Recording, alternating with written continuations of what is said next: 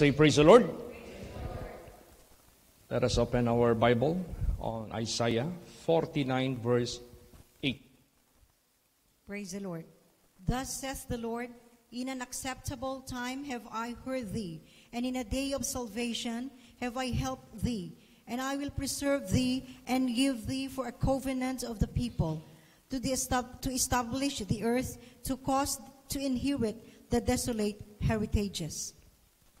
Ayan. So dito, pinapaunawa sa atin na huwag nating gawin na maging too late ang lahat, maging huli ang lahat. Binigyan tayo ng Diyos ng acceptable time na pakinggan tayo ng Diyos.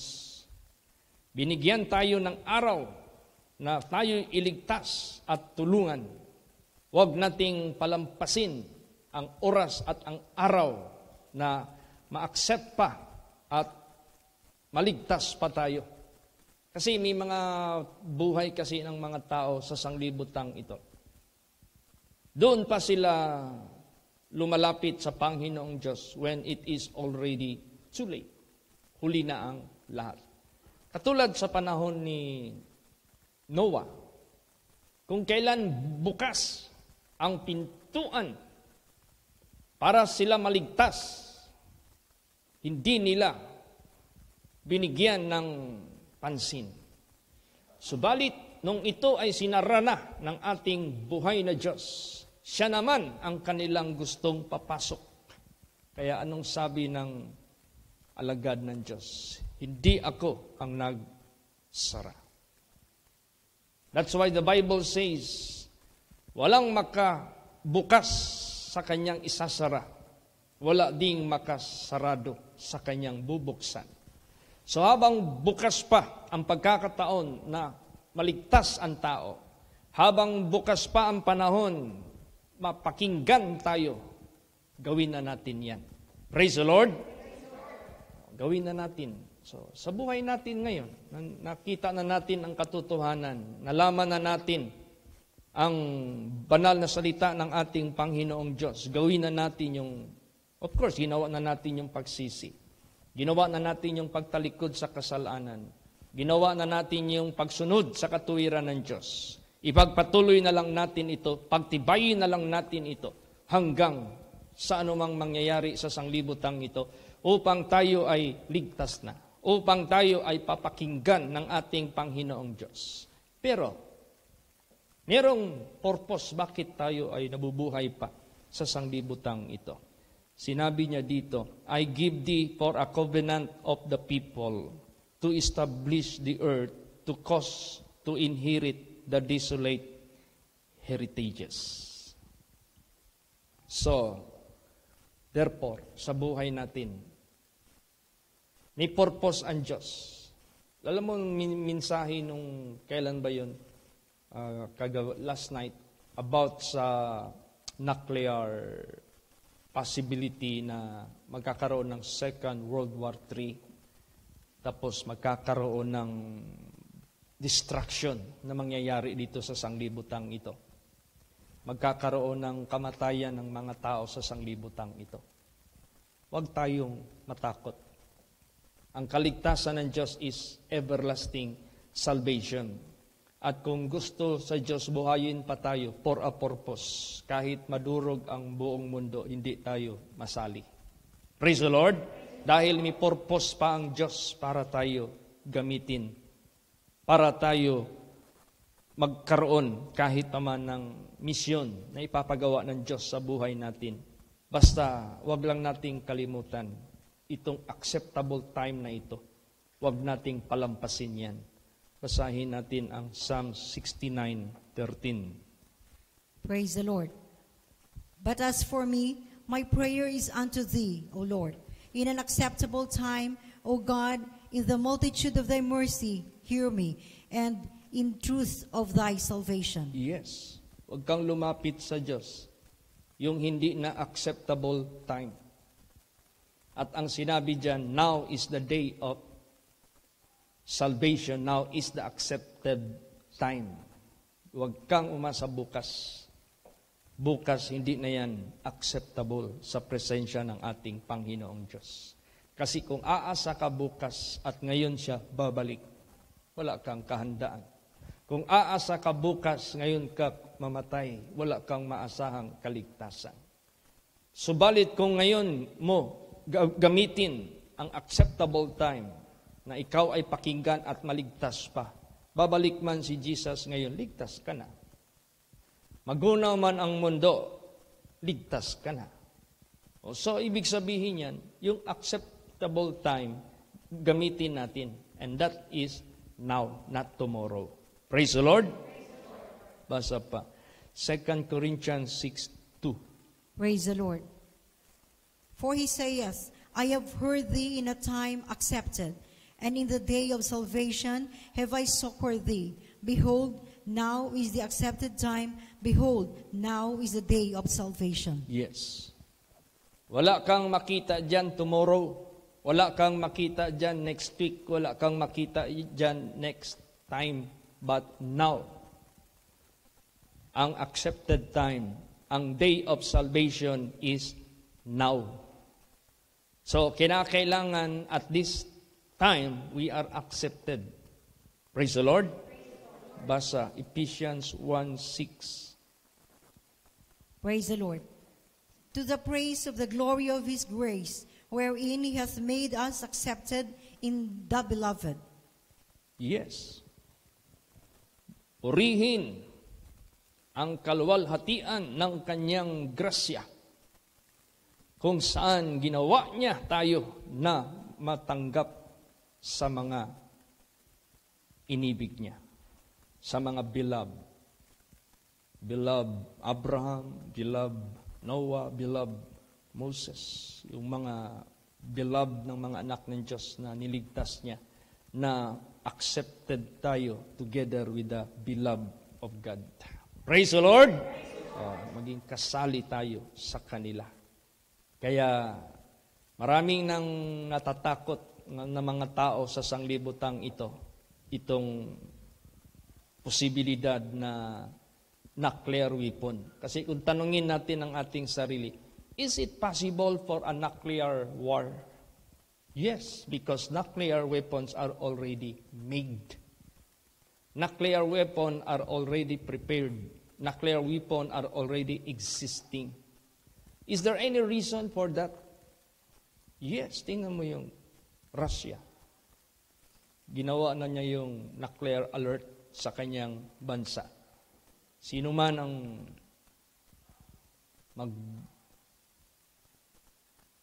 magpadala ng mga sundalo against us na mga hindi Ukrainian, ihanda namin itong I will warn you, I might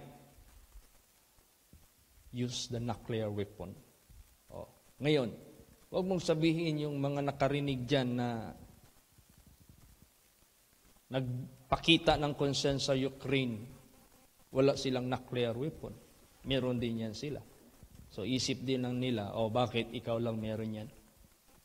Bakit ikaw lang marunong yan? Siyempre, ang pride. So, nuclear war is very much possible. At yung mga passages dito sa Bible, nandyan na, before the nuclear weapons were discovered or were already made, nandyan na yan sa Bible. Nakasulat na, nakakamada na yan lahat. Even the destruction of the entire creatures of God, nakaano na yan, nakaset na yan lahat.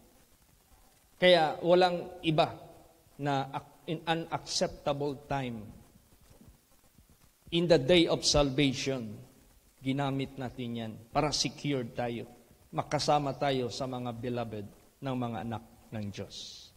At kung ano man sakaling kinakatakutan natin na mangyayari sa sanglibutang ito, atin niyang ilapit sa Kanya. I-pray natin yan. He is the only God that can save us from whom we fear. Yung ating kinakatakutan sa sanglibutang ito.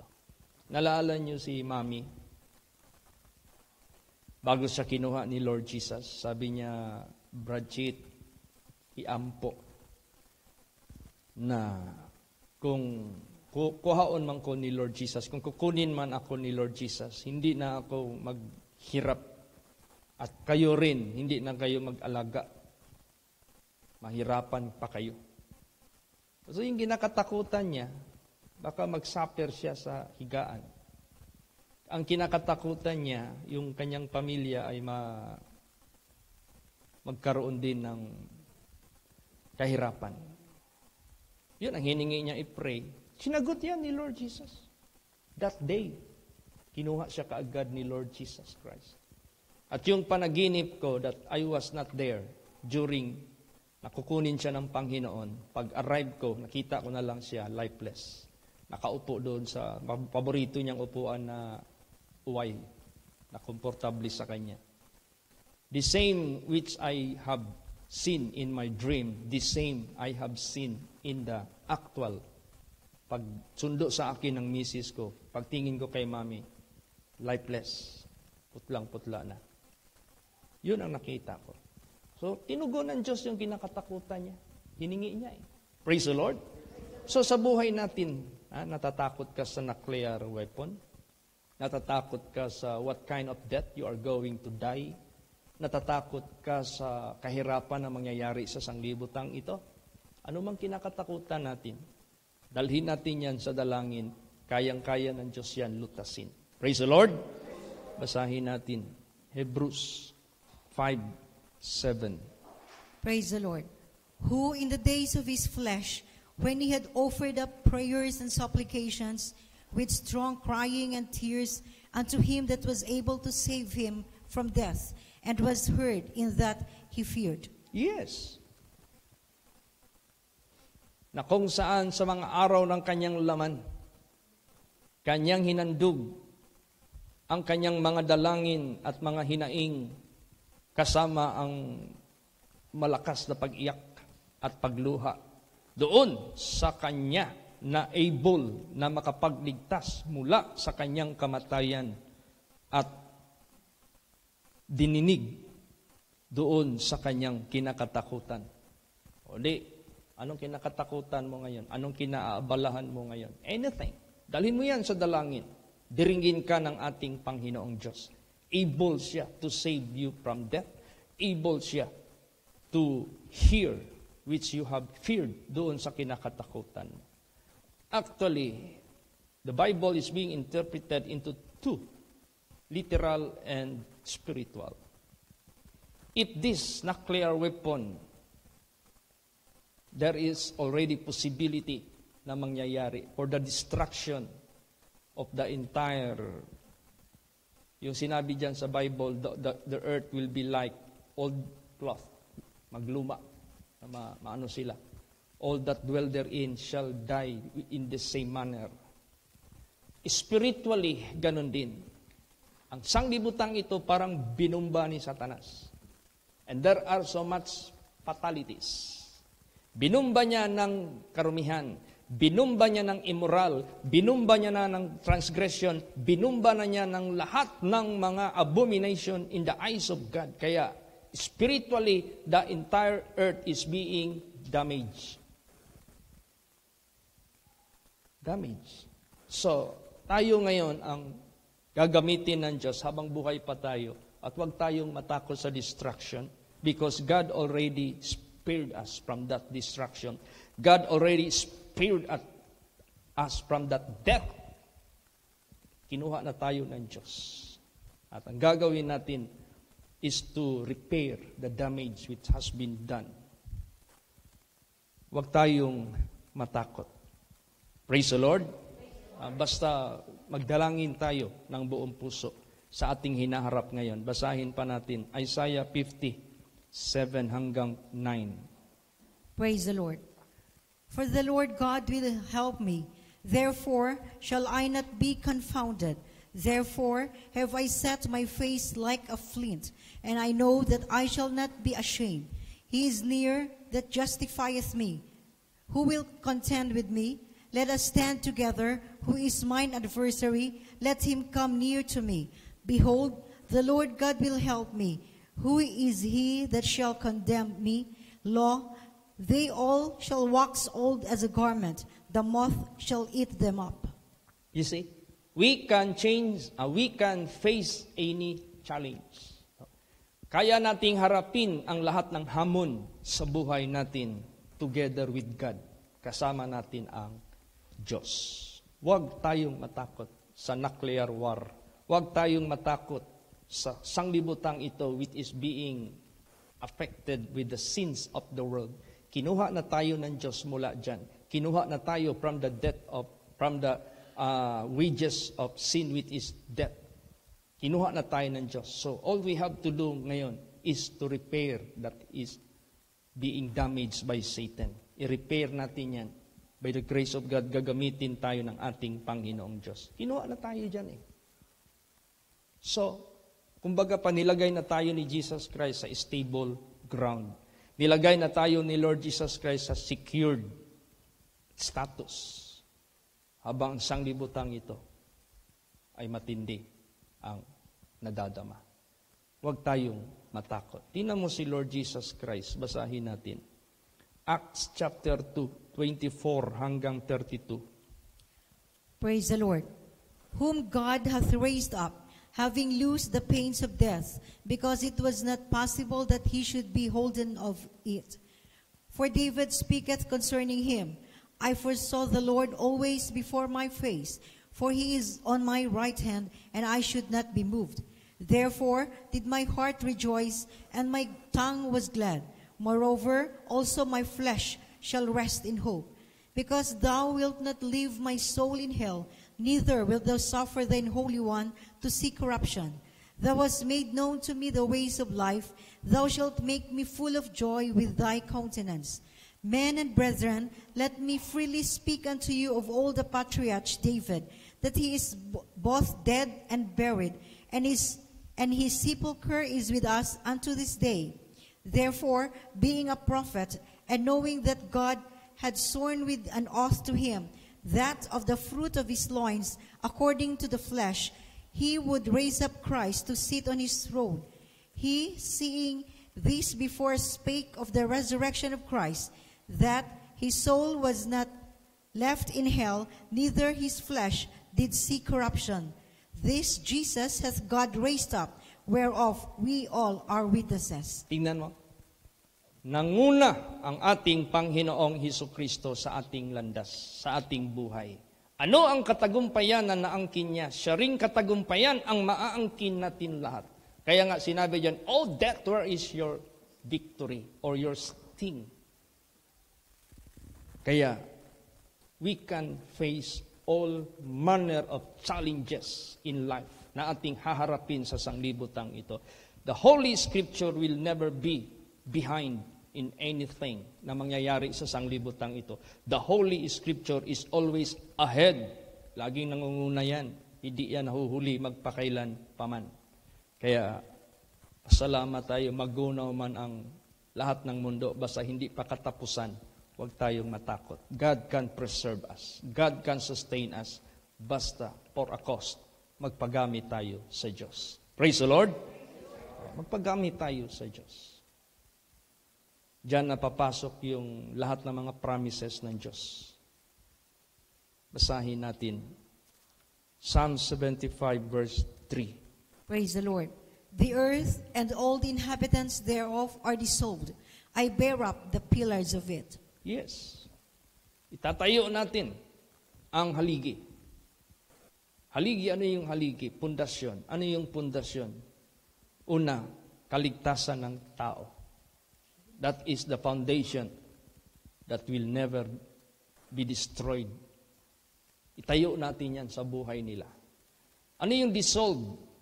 Wala. Natumba na, napahamak na. Gawa ng dyablo, gawa ng kasalanan. Itayo natin yung pundasyon ng kaligtasan ng Diyos sa buhay ng mga tao sa sanglibutang ito. Praise the Lord. Kaya magpakatibay tayo. The earth and all the inhabitants thereof are dissolved. I bear up the pillars of it. So maging builders tayo sa nasira na sanglibutang ito. Nasira sa spiritual aspect at nasira sa material aspect. gagawin tayo ng Diyos na mga builders. Tayo natin yung pag-asa, itayo natin yung kaligtasan sa bawat kaluluwa, bawat buhay ng mga tao sa sanglibutang ito. We have to tell them, do not ever put your future here on earth. We are all strangers and pilgrims in this world. What is life? Life is like a vapor, appeareth for a moment, afterwards disappear. Lay up treasure in heaven. Do not strive for the meat that perisheth, but for the meat which endureth unto life everlasting. They should know this. Dapat malaman nila ang mga bagay na ito. Praise the Lord! Di ba may mga panaginip na? Si Brad Samuel lagi nagsasabi sa akin, Pastor Chit, o kaya si Pastor Manny, o kaya yung mga nanaginip dyan na mga young people na nagkaroon ng destruction sa sanglibutang ito. Cities after cities, cities after cities, destruction. Nagkaroon ng wave o tidal wave o nagkaroon ng earthquake, nagkaroon ng fire, nagkaroon ng grabe. Parang destruction na done by nuclear. Pero yung mga anak ng Diyos, galing sa langit, nasa ano sila? Safe place sila. Bawat anak ng Diyos saan man sa mundo na may liwanag sa langit, safe sila. Safe sila. Safe sila. Safe, safe, safe sila. Kaya, spiritually, we should be saved. Literally, we should be saved. And God can do it both. Praise the Lord! Kaya nga, godliness is profitable unto all things, having promised the life that now is, and the life that which is to come. Kung kahit magkaroon man ng nuclear war, kung hindi pa yan end of the world, may mabubuhay pa talaga yan. Meron patuloy pa rin yung mission natin. At kung gamitin tayo ni Jesus Christ, hindi pa tayo napapanahon na papahingahin niya. Kaya niya tayong iligtas. Malayo sa atin yung kapahamakan na mangyayari sa bawat tao sa mundong ito. Basahin natin yan. Isaiah 49:19. Praise the Lord. For thy waste and thy desolate places and the land of thy destruction shall even now be too narrow by reason of the inhabitants, and they shall swallow thee up, shall be far away. Yes. Ang iyong kasiraan at ang iyong waste and thy desolate places at ang lupa ng destruction shall even now be too narrow by reasons of the inhabitants. And they that swallowed thee up shall be far away. Hindi ka lalamunin ng kapahamakan at anuman yung mga waste and desolate places, destruction, they are too narrow. Hindi yan makalusot sa iyo. Praise the Lord. Kaya therefore, huwag tayong matakot. Literal man, spiritual man. Unahin natin yung spiritual. Pagdating ng literal, huwag din tayong matakot. Ano pala ang ating purpose? Basa. Isaiah 58:12. Praise the Lord. And they that shall be of thee shall build thee old waste places. Thou shalt raise up the foundations of many generations, and thou shalt be called the repairer of the breach, the restorer of paths to dwell in. Yan. Siyempre, after that, masira ang maraming masisira. Magkakaroon ng old waste places. Kaya tayong buhayin ni Jesus para thou shalt raise up the foundations of many generations, and thou shalt be called the repairer of the breach, the restorer of the path of paths to dwell in. That could be both physical and material and spiritual. Praise the Lord. Lahat yan kayang gawin ng ating Panginoong Diyos. Kaya importante talaga yung spirituality. Yun ang unang ma-establish sa bawat isa sa atin. Kaya i-pray natin itong spiritual retreat. Hindi ko pa na-check yung kanilang program. I-present nyo sa akin yan mamaya. I-scrutinize ko yan. Praise the Lord. Then, para ma-discern natin lahat. Then, kailangan yung spirituality ng mga young people ay maunawaan nila. Para sila, after spiritual retreat, mag-share kayo sa FB. Magsalita kayo. Kung ano yung natutunan yung impact sa spiritual life nyo. Hindi kayo pagtapos ng spiritual retreat, balik na naman kayo sa computer game, balik na naman kayo sa wasting time sa mga games dyan na sa inyo, nakakalingaw sa inyo. Minsan makita ko kayo, magdamag, maghawak kayo ng cellphone, wala naman akong nakita sa inyo na may pakinabang kayo sa spirituality, sa madla. Tandaan nyo yan. Anong purpose na mag-spiritual retreat kayo? Para kayo hindi mapahamak. Ano pa? Para kayo makapag-serve sa iba. So therefore, you have to do something for the benefit of the spirituality of many young people. Praise the Lord. Hindi lang sa atin dito, sa ating community, sa labas. Kaya nga, sabi nga ni Lord Jesus Christ, go out, labas kayo, and preach the gospel, teaching them to observe all things whatsoever I have commanded you. So kung ano yung natutunan ninyo, magkaroon kayo ng summarize, mag-video kayo sa sarili nyo, magsalita kayo na magsalita sa salita ng Diyos para marinig ng madla na kailangan ang lahat mawala sa kasalanan. Kailangan ang lahat maligtas. Ano mang mangyari na napipinto sa mundong ito, huwag tayong matakot. We are safe dyan sa kamay ng Diyos. Ganon. Di kayo naubos na lang yung taon ninyo. Wala man lang kayong kahit isang bersikulo o kaya isang sharing man lang na gawin nyo yan. Yan ang purpose ng Diyos. Alam nyo kasi. Alam nyo yung trabaho ng isang tao na skilled. Pag iniwanan niya yung gawin actual, mawala yan. Ganon din ang salita ng Diyos. Kung ano yung napakinggan natin, ano yung nabasa natin at pinapractice natin, lagi mo yung i-share, lagi mo yung ipahayag. I-practice natin yan para makabenefit naman yung iba. Praise the Lord. Tayo yung repairer ng mga breaches na damage ng jablo sa sanglibutang ito. Pag nakita ng ating Panginoong Diyos yan, madamage man ang literal na sanglibutang ito by that nuclear war. Di sabihin ng ating Panginoong Diyos, matutupad ito. And they that shall be of thee shall build the old waste places. Thou shalt raise up the foundations of many generations.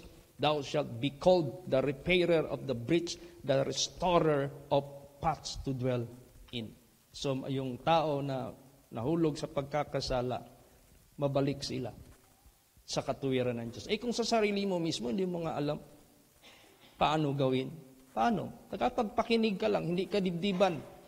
Nakikinig sa katotohanan ng salita ng Diyos. Nandiyan kayo sa upuan, puro kayo kwento, puro kayo tawa-tawa dyan, puro kayo isi-isi. Ibang, you just take light. Parang paliwala lang. Pagbutihin nyo ito. Mapalad kayo. Hindi ako ang magbilang sa inyo kung paano kayo ligtasin ng Diyos. Ang Diyos ang magmark sa atin lahat. Kung sino ang karapat-dapat niyang iligtas sa huling araw na ito.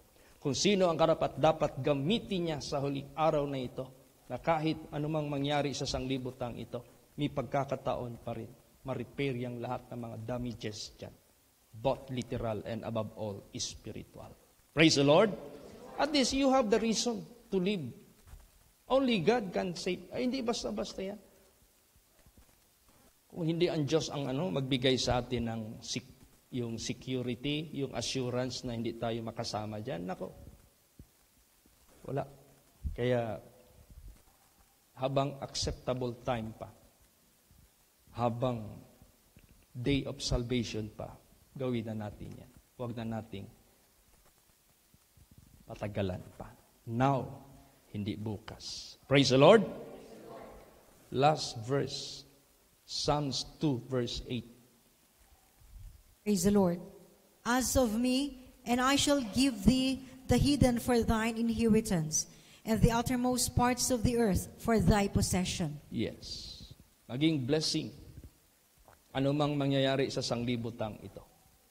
Blessing in this, guys. Bahala na, ang Diyos lang. Itong last verse na ito, only God knows when, what mangyayari itong mga bagay na ito. Basta ang alam natin, if we are in the hand of God, we are secured, we are saved, and we are nandyan tayo sa magandang kalagayan. At habang nandito pa ang mga tao, may mga survivor man talaga yan, meron pang gagamitin ang Diyos to repair the breach, to restore the path to dwell in. Kaya magsikap po tayo. Huwag niyong sabihin, marami namang ginagamit ang Diyos dyan. Ayaw ko lang mag-present na isa ako gamitin ng Diyos. Huwag mong sabihin yan. Or else, there is no such reason for you to live in this world. Ay kung harvestin ka ng kaaway, i-divert ng masamang espiritu yung buhay mo kasi you are not devoted unto God. Kung ma-divert yan ngayon sa mundo, sa masamang espiritu. Katulad sa ibang mga young people natin na hindi nagsisikap. Mga dati-dati, they are active. Ngayon, sila pa yung nangunguna sa mga pinagbabawal ng ating Panginoong Diyos. Sila pa yung nagkukutya. Sila pa yung nagsasalita ng mga mahahanghang sa ating paglilingkod sa ating Panginoong Diyos. It is very pitiful. Nakakaawa. No? Kaya, let's pray for them to be restored before it is too late. Praise the Lord. I-pray din natin sila na bago maging huli ang lahat, matauhan sila na hubarin nila ang kapa ni Satanas at ibalik nila ang robe of righteousness. Yun ang pinaka-importante. Tayo na nandito kay Lord Jesus na natili, magpakatibay tayo. We have so much to do for the restoration of the breaches that has been damaged by Satan. Kaya, hindi basta-basta. Kung i-imagine natin yung nuclear war, there are so much damage will be done. How about spiritual bomb na hinulog ng dyablo sa sanglibutang ito? Napakarami ng damages na nangyari. I-restore yan sila. Praise the Lord. Then, i-pray din natin ang ating bansa na magkaroon ng pagkakataon, na magkaroon tayo ng leader na karapat-dapat na leader na walang ibang iniisip kundi kapakanan ng ikabubuti ng madla. I-pray natin ito na magkaroon ng peace and honest and order election. Ilang araw na lang yan. That is for the future of our country. So let's pray for all these things. Habang meron pang pagkakataon na mabuhay tayo para ma-spread natin ang gospel, mapakita natin ang kaligtasan. Let's pray for peace and tranquility para makakilos pa tayo. Praise the Lord. At if in case the World War III will not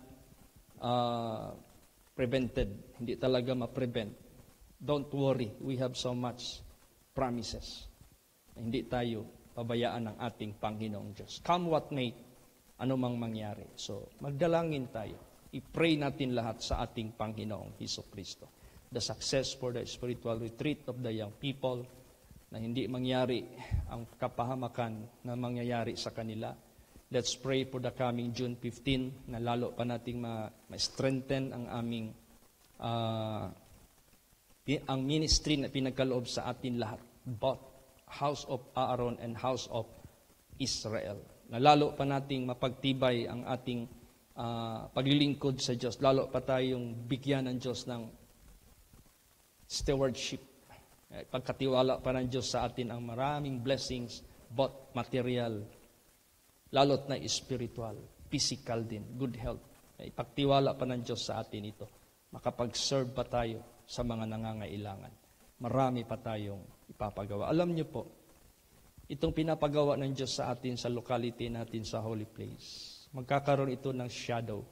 Pag malugod ang Diyos natin na nasa langit, pwede niyang iship yan into a worldwide mission. Basta yung heart natin matibay sa gawain ng Diyos. Praise the Lord. Kaya wag nating maliitin yung ating Diyos na tumawag sa atin. Binigyan lang tayo ni Lord Jesus Christ ng unti-unting ministry.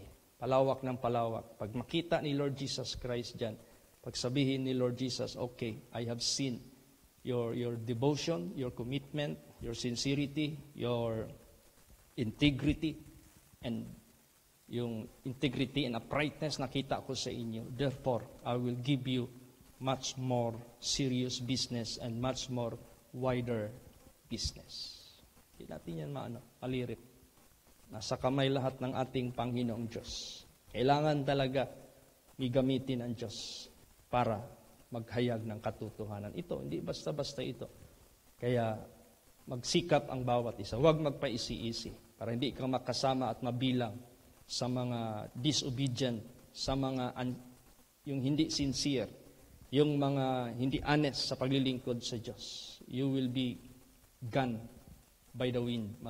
Maanod ka sa hangin at sa baha ng mundong makasalanan. Kaya magpakatibay ang bawat isa. Gawin yung sincere, yung inyong pagtanggap sa Ebanghelyo ni Kristo Jesus. Praise the Lord! Magsitayo po ang lahat.